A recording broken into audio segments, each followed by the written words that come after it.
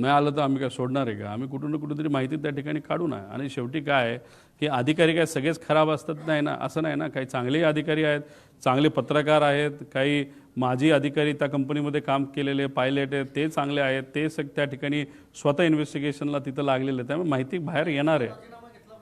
100% घेतला पाहिजे का? कारण विषय एवढाच आहे, त्यांनी ह्याच्यामध्ये काय केलं असं मी म्हणणार नाही, पण VSRला पाठबळ देण्याचं नाही तर VSRला सेफ करण्याचं काम ते करतायत का असा प्रश्न मला पडतोय. कारण रोहित सिंगच्या लग्नामध्ये त्यांच्याच पक्षातलं एक प्रमुख नेता हा लग्नाला त्या ठिकाणी गेला होता. आणि मग अशा पद्धतीने तिथं जर VSRचं तुमचं पारंपरिक संबंध असतील का आर्थिक असतील हे मला सांगता येणार नाही. जर तसे संबंध तुमच्या पक्षप्रमुखाचे नाही तर पक्षातल्या एका मोठ्या नेत्याचे असतील तर मग तुम्ही VSRला वाचवणारच ना. तुम्ही VSRला त्या इन्व्हेस्टरच्या अँगलनी वाचवणार, मैत्रीपोटी वाचवणार, कोणाचं अजून काय असेल नाही तर हे अधिकारी जे DGC सगळे अडचणीत येतील.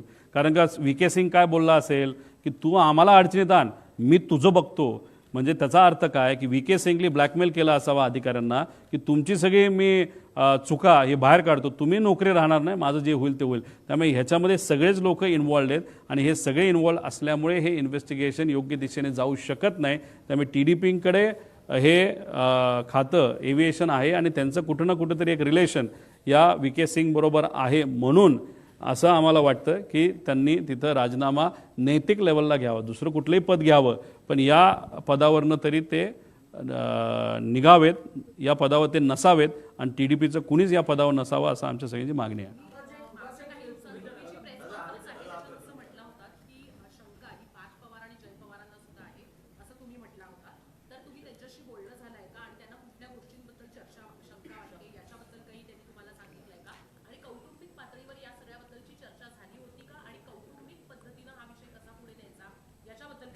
पार्थ आणि जय बरोबर 13 दिवसात मी बोललो. 13 दिवस झाल्यापासून आजपर्यंत अजूनपर्यंत आम्ही बोललेलो नाही. त्याच्याचबरोबर काकींबरोबर पण या बाबतीतली थोडी चर्चा झाली होती 13 दिवसामध्ये की मला अशी शंका आहे, मी प्रेझेंटेशन करण्याचा विचार त्या ठिकाणी करतोय. पार्थबरोबर चर्चा झाली होती पण त्यानंतर मी कोणाचंच काही परवानगी घेत नसतो, जे वाटतं ते त्या ठिकाणी मी मांडत असतो. त्यामुळे मी कोणाचीही परवानगी घेतली नाही. पण त्यांच्या कानावर नक्कीच ह्या गोष्टी असाव्यात आणि त्यांना पार्थ आणि मुलांना आणि काकी त्या मानसिकतेत नव्हते, ते फार मानसिक दृष्टिकोनातून डिस्टर्ब त्या ठिकाणी होत्या. मुलंही डिस्टर्ब तशी होतीच, पण पार्थला आणि जयला शंका नक्कीच आहे असं त्यांच्या हावभावातून आणि चर्चेतून मला जाणवतं.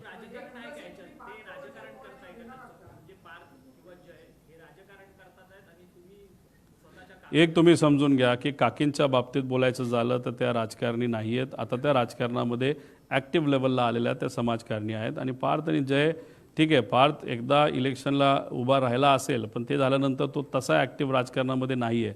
त्यामुळे राजकारण काय असतं हे त्यांना समजायला वेळ त्या ठिकाणी जाणार आहे. त्यामुळे मग जेव्हा अशी परिस्थिती असते तेव्हा आपण साहजिकच आहेत आपल्या पक्षामध्ये जे अनुभवी नेते आहेत, ज्यांनी दादांबरोबर त्या ठिकाणी काम केलं आहे राजकीय निर्णयासाठी, जसं शपथविधी घेण्यासाठी, मग अजून काय करायचं ह्याच्यासाठी आपण त्या पक्षातले राजकीय नेत्यांवर अवलंबून असतो. त्यामुळे हे तिघं आज राजकीय त्यांच्या पक्षातले जे प्रमुख मोठे नेते आहेत त्यांच्यावर राजकीय भूमिकेसाठी अवलंबून आहेत. त्यामुळे ते परिवार म्हणून राजकारण करतात असं मला वाटत नाही.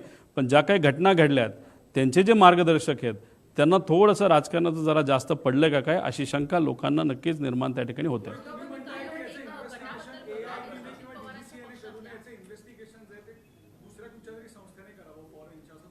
एक तर मी फ्रान्सची खरं तर काल फ्रान्सचे प्राईम मिनिस्टर त्या ठिकाणी आले होते तेव्हाच आम्ही हा मुद्दा घ्यायला होता. आधी घेतला आहे आम्ही. फ्रान्सची एक चांगली एजन्सी आहे, UKची एक चांगली एजन्सी आहे आणि अमेरिकेची एक चांगली एजन्सी. या 3 एजन्सीकडनं आपल्याला हे इन्व्हेस्टिगेशन प्रॉपरली टेक्निकल लेवलला आणि सायंटिफिक लेवलला हे आपल्याला करता येईल. घ्या ना, पण AIBने जर अशा फॉरेन एजन्सी घेतल्या तर DGSA मधले अर्धे अधिकारी निघून जातील आणि बरेच काही लोक अडचणीत येतील. तेवढी हिंमत आणि तेवढी ताकद या एजन्सीकडे आहे का बघावं लागेल.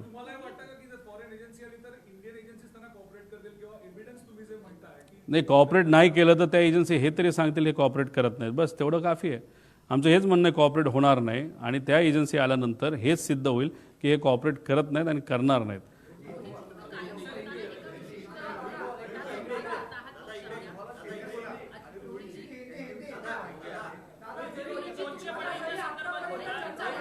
अहो मी सगळे प्रश्न घेऊ, फक्त एक एक घ्या ना. काय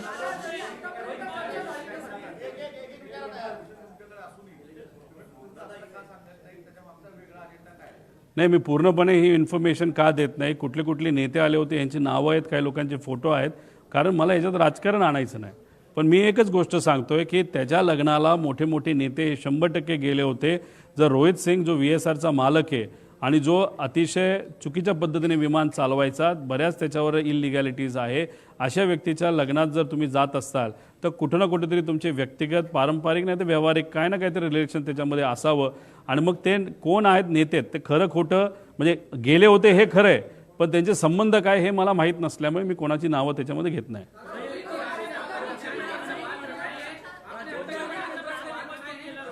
मराठी करतो ना, 5 प्रश्न मराठीत.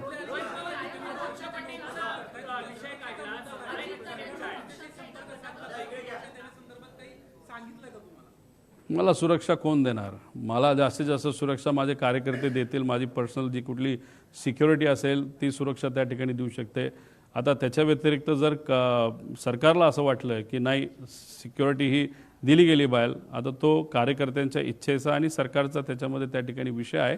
पण नक्कीच मी फार मोठी रिस्क या पत्रकार परिषदेच्या माध्यमातून गेल्या आणि आता घेतोय याची जाणीव मला सुद्धा आहे, माझ्या परिवाराला सुद्धा आहे. पण शेवटी कोणातरी या विषयासाठी लढावं लागेल.